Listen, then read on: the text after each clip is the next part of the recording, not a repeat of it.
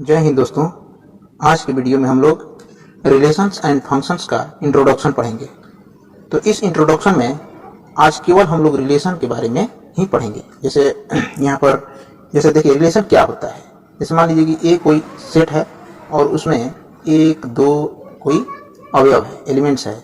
इसी प्रकार दूसरा कोई सेट बी है, उसमें एक अवयव 3 और एक 4 है, इस तरह से है। तो अब इन दोनों में रिलेशन कैसे जोड़ना है? तो इन दोनों में रिलेशन जोड़ने के लिए ए क्रॉस बी हम लोग निकालते हैं। तो ए क्रॉस बी में क्या होता है कि ए का संबंध 3 के साथ भी होगा और एक का संबंध 4 के साथ भी होगा। जैसे मान लीजिए कि 1 का संबंध 3 और 1 का संबंध 4 के साथ, इस तरह से। इसी प्रकार 2 के साथ भी इसी तरह से लिखेंगे, 2 3 और 2 4। ये हमारा हो गया ए क्रॉस बी का संबंध। इसी को हम R subset of A cross B कहेंगे। जब ए और बी का क्रॉस रिलेशन आर में हो तो हम इसको ऐसे लिखते हैं।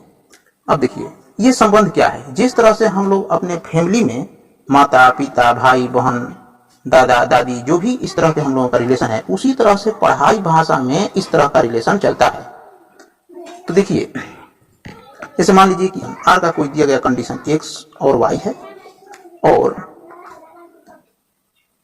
X y such that y is equal to 2x कर देते हैं, जहां x और y एक नेचुरल नंबर है, कुछ भी दे सकता है। एग्जांपल के तौर पर हम बता रहे हैं। तो यहां पर अगर देखिए ई जो भी मान दिया है, अगर इस दिए गए आर के संबंध को संतुष्ट करेगा तो इस समीकरण को भी उसे संतुष्ट करना होता है। तब हम उसको हम कहेंगे कि ये जो ए क्रॉस बी है आर से रिलेटिव है। जैसे देखिए यहाँ पर आर इज इक्वल टू ऐसे लिखेंगे। देखिए एक्स का वैल्यू अगर 1 रखेंगे तो वाई का वैल्यू 3 इसमें आ रहा है, लेकिन आना चाहिए 2 है, ये नहीं है। इसका मतलब कि ये इस आर से रिलेटिव नहीं है। देखिए अब इसी तरह से अगर x का वैल्यू 2 रखेंगे 2, तो y का वैल्यू 4 आएगा? नहीं आएगा। देखिए यहाँ पर 4 आ रहा है। तो इस a क्रॉस b में केवल r से रिलेटिव 2 4 है। तो यहाँ पर लिख देंगे 2 और 4। तो r का संबंध a क्रॉस b के रूप में केवल 2 और 4 होगा। चलिए अब हम लोग जान लेते हैं कि रिलेशन का टाइप। जैसे types of relation, types of relation. Types of relation में पहला है empty relation. Empty relation, empty relation में क्या होता है? जैसे मान लीजिए कि कोई ए क्रॉस बी का वैल्यू दिया है 1 2 3 4 5 6 डॉट डॉट, इस तरह से कोई संबंध दे दिया है ए क्रॉस बी का मान, और आर का कुछ कंडीशन दिया है।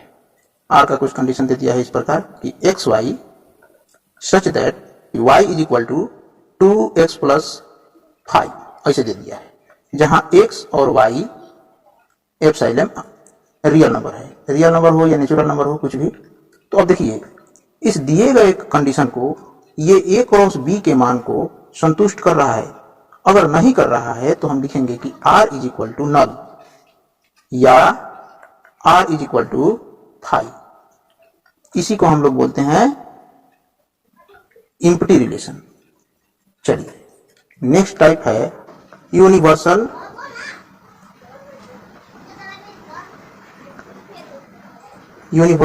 रिलेशन। यूनिवर्सल रिलेशन, अब देखिए यूनिवर्सल रिलेशन क्या है? तो यूनिवर्सल रिलेशन उसी को बोलते हैं जो अगर ए क्रॉस बी दिया है और इस जितना भी मान दिया है वो आर में टोटल माने कुल का कुल अगर शामिल हो जाए, तब हम उसको बोलेंगे यूनिवर्सल रिलेशन। अब यूनिवर्सल रिलेशन भी 3 प्रकार के होते हैं। पहला प्रकार क्या है? तो ए में देखते हैं रिफ्लेक्सिव रिलेशन। रिफ्लेक्सिव रिलेशन जैसे देखिए यहां पर कोई वस्तु है और यहां पर कोई मिरर है। इस वस्तु का इस साइड में जस्ट इसी प्रकार के इमेज अगर बन रहा है, इमेज इसी तरह का बन रहा है, तो उसको हम क्या बोलेंगे, रिफ्लेक्सिव। अब रिफ्लेक्सिव अंक के रूप में हम लोग क्या कहेंगे, जैसे मान लीजिए कि 1,1, आर का मान किस प्रकार का होना चाहिए, 1,1 या 2,2 या 3,3 इसी तरह का होना चाहिए। जैसे A, B, मतलब जितना भी हो सके, मतलब सेम आना चाहिए। x का भी वैल्यू और y का भी वैल्यू दोनों एक समान होना चाहिए। तब हम इस तरह के रिलेशन को क्या बोलेंगे, रिफ्लेक्सिव रिलेशन बोलेंगे। सेकंड देखते हैं, दूसरा आता है साइमेट्रिक रिलेशन।